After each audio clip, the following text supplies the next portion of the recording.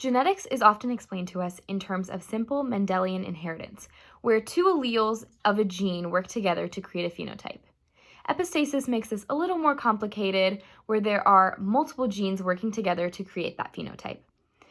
The genes are located at the same locus, and one gene works to mask or modify the function of the other gene.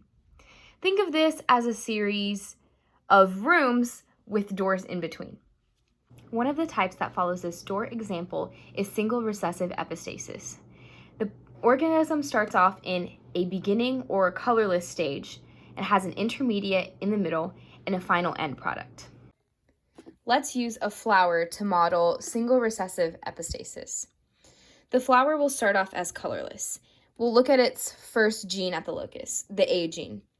If it has a dominant A allele, it can pass through this door, and it'll go into the intermediate stage. If it has two recessive alleles, so two lowercase a's, it'll stay colorless.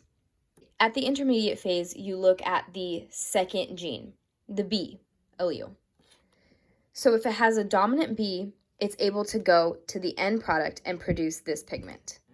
If it has two recessive alleles, it will be stuck at the intermediate stage, and the final flower color will be the intermediate color. Given two parents that are heterozygous for both genes, we can see the final 9:3:4 ratio of their progeny. With a dominant allele A and B, they can move on to the end stage and create that purple pigment. With the dominant allele A but not a dominant B, they stay and become the pink intermediate.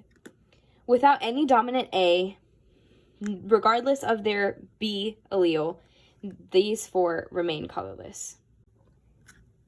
Given a cross between these two parents, we see that half of the progeny end up with the dominant A and dominant B and end up being the purple end product color, and half of the plants end up having two recessive A alleles.